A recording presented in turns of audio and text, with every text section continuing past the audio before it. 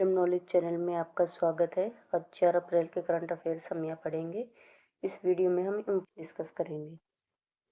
Recently which IIT promoter completed the training of first batch of cyber commandos. हाल ही में किस IIT प्रवर्तक ने साइबर कमांडो के पहले बैच का प्रशिक्षण पूरा किया? तो ये किया है आईआईटी मद्रास ने।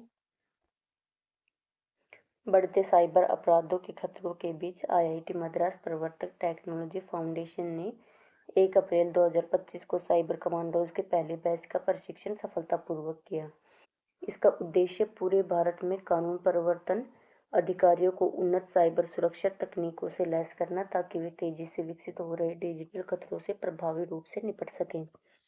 इस अवसर पर प्रमुख हस्तियां मौजूद थी। Doctor Sandeep Mittal, IPS, ADGP cyber crime wing Tamil Nadu, doctor Shankar Ram, CEO IIT Madras प्रवर्तक टेक्नोलॉजी फाउंडेशन, बलमुरली शंकर, मुख्य ज्ञान अधिकारी प्रवर्तक प्रोफेसर मंगला सुंदर, प्रमुख digital skills academy IIT Madras, IPS Rupa M, निदेशक threat analytics unit TAU 14C। 6 महीने के आवासीय प्रशिक्षण कार्यक्रम में प्रमुख विषय शामिल थे: मूलभूत साइबर सुरक्षा प्रशिक्षण, उन्नत साइबर सुरक्षा तकनीक, प्रायोगिक और व्यवहारिक प्रशिक्षण। How many medal did India win in the senior Asian wrestling championship? Bharat ने सीनियर एशियाई कुश्ती चैंपियनशिप में कितने पदक जीते? तो ये जीते हैं 10 पदक। भारत ने सीनियर एशियाई कुश्ती चैंपियनशिप में 10 पदक जीते। स्वर्ण पदक विजेता मनीषा भनवाल, ये महिला में है 62 किलोग्राम में। रजत पदक विजेता है रितिका हुड्डा, ये महिला है 76 किलोग्राम में। उदित पुरुष, ये फ्री स्टाइल 61 किलोग्राम में। दीपक पुनिया, ये पुरुष है फ्री स्टाइल 92 किलोग्राम में।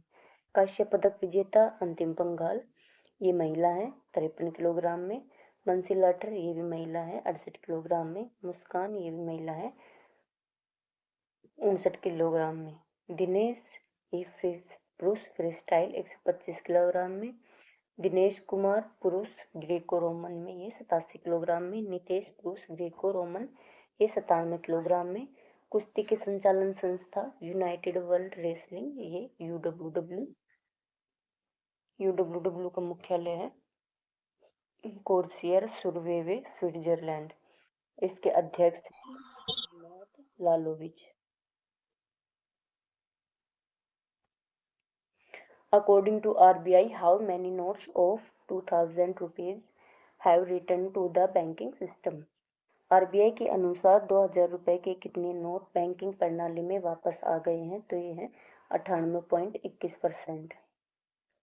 इसकी घोषणा की तिथि थी 19 मई 2023 में। इसमें कुल मूल्य था 2023 में 3.56 लाख करोड़। अभी ये 31 मार्च 2025 में इसका कुल मूल्य हो गया है 6,636 करोड़। इसकी वापसी की प्रतिशत है ये 98.21%। ये वापस आ चुके हैं। जमा विनिमय समय सीमा थी इसकी सभी शाखाओं में, बैंक शाखाओं में 7 अक्टूबर 2023 तक। मौजूदा विनिमय सुविधा है 19 आरबीआई जारी कार्यालयों में उपलब्ध है। और इंडिया पोस्ट सुविधा है, इसके 2000 के नोट आरबीआई के कार्यालयों में भेज सकते हैं। और जो 2000 के नोट है ये वर्तमान में भी वैध मुद्रा के रूप में मान्यता प्राप्त है। Recently Val Kilmer died, who was he? हाल ही में वेल किल्मर का निधन हो गया। वे कौन थे? तो एक एक्टर थे।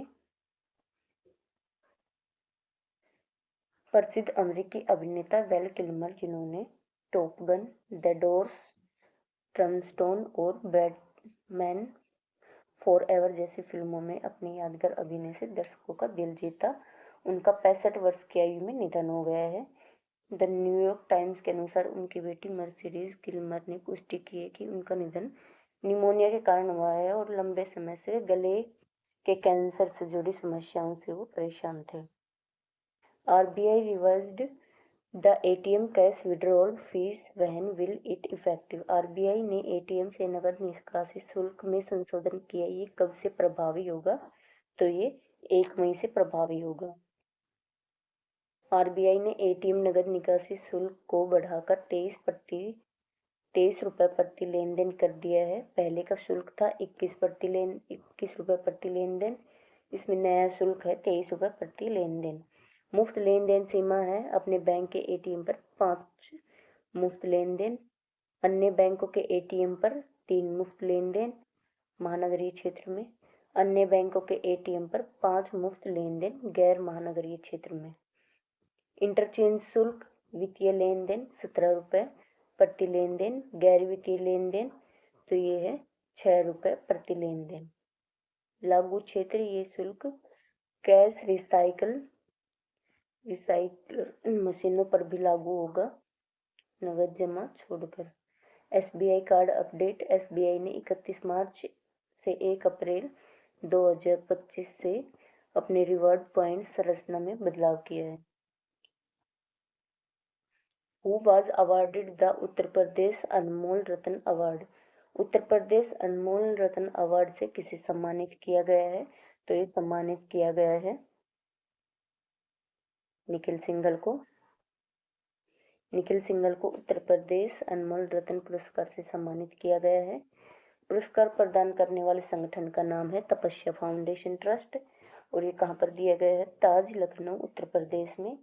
ये कब दिया गया है? ये 31 मार्च को दिया गया है। इसके प्रस्तुतकर्ता हैं श्री अखिलेश यादव, पूर्व मुख्यमंत्री उत्तर प्रदेश। इसमें प्रमुख हस्तियां उपलब्धि विगर मीडिया वर्ल्ड वाइड के संस्थापक, नोएडा हाई राइज फेडरेशन के अध्यक्ष, जनसंपर्क और रणनीतिक संचार में क्रांति लाने वाले। प्रसिद्ध मान्यताएं tiger 40 under 40, ET global leader award, सबसे अधिक फॉलो किए जाने वाले भारतीय मीडिया रणनीतिकार। भविष्य की योजनाएं हैं वैश्विक जनसंपर्क उपस्थिति का विस्तार, जनसंपर्क में नवीनतम तकनीकों का उपयोग, उद्योग में थॉट लीडरशिप के माध्यम से योगदान। When will the merge of Aditya Birla Capital with Aditya Birla Finance Limited become effective? Aditya Birla capital का आदित्य बिरला फाइनेंस लिमिटेड में विलय कब से प्रभावी होगा? तो ये प्रभावी होगा 1 अप्रैल से। Aditya Birla capital limited ABCL ने अपनी पूर्ण स्वामित्व वाली एनबीएफसी सहायक कंपनी साहित्य आदित्य बिरला फाइनेंस लिमिटेड एबीएफएल के साथ सफलतापूर्वक विलय पूरा किया है। ये विलय 1 अप्रैल 2025 से प्रभावी होगा और इसे शेयर धारकों, ऋणदाताओं और नियामक संस्थाओं जैसे सेबी, आरबीआई और एनसीएलटी ने मंजूरी दी है। इस कदम का उद्देश्य है कोऑपरेटिव संरचना को सरल बनाना, वित्तीय स्थिरता को बढ़ाना और परिचालन दक्षता में सुधार करना। नए नेतृत्व में विशाखा मूल्य को विलित इकाई के प्रबंध निदेशक एवं सीईओ और राकेश सिंह को कार्यकारी निदेशक एवं एनबीएफसी के सीईओ के रूप में नियुक्त किए गए हैं, जो नियामक स्वीकृति के अधीन है। Who has been appointed as full-time member of IRDAI? किसे IRDAI का पूर्णकालिक सदस्य नियुक्त किया गया है? तो ये नियुक्त किया गया है स्वामीनाथन एस अय्यर को। भारत सरकार ने स्वामीनाथन एस अय्यर को भारतीय बीमा विनियामक और विकास प्राधिकरण के फुल टाइम सदस्य के रूप में नियुक्त करने की मंजूरी दी है। ये नियुक्ति भारतीय बीमा क्षेत्र के लिए महत्वपूर्ण मानी जा रही है क्योंकि IRDAI देश में बीमा उद्योग के विनियमन और विकास की प्रमुख संस्था है। अय्यर के व्यापक कानूनी, नियामक और बीमा क्षेत्र के अनुभव से इस क्षेत्र को मजबूत दिशा मिलने की उम्मीद है। वर्ष या फिर 62 वर्ष की आयु तक जो भी पहले होगा वहाँ तक रहेगा। वर्तमान पद उनका है टाटा AIA लाइफ इंश्योरेंस में कार्यकारी उपाध्यक्ष, प्रमुख कानूनी, कंपनी सचिव, नियामक मामले और ESG इनका अनुभव है पहले वाला। HDFC स्टैंडर्ड लाइफ इंश्योरेंस के वरिष्ठ उपाध्यक्ष उद्योग में अनुभव है। 34 वर्षों से अधिक का अनुभव, विशेष रूप से कानूनी अनुपालन और नियामक मामलों में विशेषज्ञता। Recently, who laid the foundation stone of various initiatives in Bilaspur, Chhattisgarh. हाल ही में छत्तीसगढ़ के बिलासपुर के विभिन्न पहलों की आधारशिला किसने रखी? तो ये रखी है प्रधानमंत्री ने। प्रधानमंत्री नरेंद्र मोदी ने 30 मार्च 2025 को छत्तीसगढ़ के बिलासपुर में 33,700 करोड़ से अधिक की विकास परियोजनाओं का शिलान्यास और उद्घाटन किया। इन परियोजनाओं का उद्देश्य बुनियादी ढांचों को मजबूत करना, रोजगार के नए अवसर सृजित करना और विशेष रूप से आदिवासी समुदायों के जीवन स्तर में सुधार लाना है। ये योजनाएं आवास, स्वास्थ्य, शिक्षा, परिवहन, ऊर्जा और स्वास्थ्य सहित विभिन्न क्षेत्रों में कवर करती है। अपने संशोधन में प्रधानमंत्री ने सरकार की जिन कल्याणकारी योजनाओं को पूरा करने की प्रतिबद्धता दोहराई और छत्तीसगढ़ के लोगों को के सतत विकास की दिशा में केंद्र सरकार के योगदान पर प्रकाश डाला। प्रधानमंत्री की बिलासपुर यात्रा के प्रमुख बिंदु हैं। गरीबों के लिए आवास योजना, 3 लाख परिवारों को नए घर की सौगात दी जाएगी। महिलाओं को सशक्त बनाने के लिए अधिकतर घरों का पंजीकरण महिलाओं के नाम पर किया जाएगा। फिर है बुनियादी ढांचे का विकास, आदिवासी विकास पर विशेष ध्यान, ऊर्जा क्षेत्र में सुधार, रेल और सड़क कनेक्टिविटी को मजबूत करना और शिक्षा के क्षेत्र में सुधार करना। When did the finance minister launch the नीति NCAER state economic forum portal? वित्त मंत्री ने नीति NCAER राज्य आर्थिक मंच पोर्टल का शुभारंभ कब किया? तो ये किया गया था 1 अप्रैल को। वित्त मंत्री द्वारा नीति NCEAR status economics forum portal का शुभारंभ किया गया। इस पोर्टल का नाम है नीति NCAER स्टेटस इकोनॉमिक्स फोरम। इसका शुभारंभ किया वित्त मंत्री निर्मला सीतारमण ने। ये विकसित किया गया नीति आयोग और NCAER के सहयोग से। अवधि 1990 से 1991 और 2022-23 तक। इसका उद्देश्य है राज्यों के वित्तीय, सामाजिक और आर्थिक मापदंडों पर डेटा प्रदान करना, जिससे नीति निर्धारण और वित्तीय प्रबंधन को सहायता मिले। इसकी मुख्य विशेषताएं हैं राज्यों के वित्तीय मार्ग, राजस्व सृजन रणनीतियां, शोध रिपोर्टों और विशेषज्ञ टिप्पणियों का संग्रह। इसका लक्ष्य समूह है राज्य सरकारें, नीति निर्माता, अर्थशास्त्री और शोधकर्ता और आम जनता। Which tag did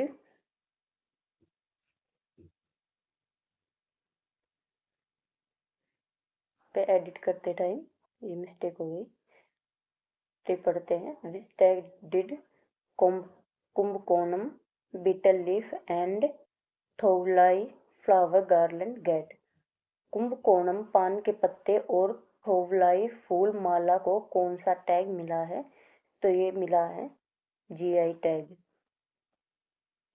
कुंभकोणम पान पत्ता और थोवलाई फूलों की माला को GI टैग मिला है। ये मिला है तंजावुर, कन्याकुमारी में। और GI टैग प्रदान किया गया है अप्रैल 2025 में। तमिलनाडु के कुल GI उत्पाद है 62। इसका महत्व है दुरुपयोग को रोकता है, व्यापार को बढ़ावा देता है और प्रामाणिकता सुनिश्चित करता है। When was International Mine Awareness Day observed? अंतर्राष्ट्रीय खदान जागरूकता दिवस 2025 कब मनाया गया? तो मनाया गया है 4 अप्रैल को।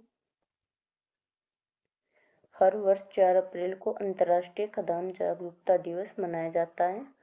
ये दिवस खान कार्रवाई गतिविधियों, भूमि खानों, मानव जाति की सुरक्षा के लिए उनके खतरों और उनके उन्मूलन की दिशा में काम करने के तरीके के प्रति जनता का ध्यान बढ़ाने के लिए मनाया जाता है।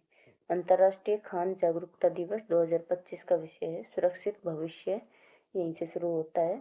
8 दिसंबर 2005 को संयुक्त राष्ट्र महासभा ने पुष्टि की कि हर साल 4 अप्रैल को अंतर्राष्ट्रीय खदान जागरूकता और खदान कार्रवाई में सहायता दिवस के रूप में मनाया जाएगा। इसे पहली बार 4 अप्रैल 2006 को मनाया गया था। ये दिवस राष्ट्रीय नेताओं से राष्ट्रीय खनन कार्य क्षमता बनाने और विकसित करने के लिए प्रयास का आह्वान करता है। डेनियल क्रेग खानों और विस्फोटक खतरों के उन्मूलन के लिए संयुक्त राष्ट्र के पहले अधिवक्ता थे।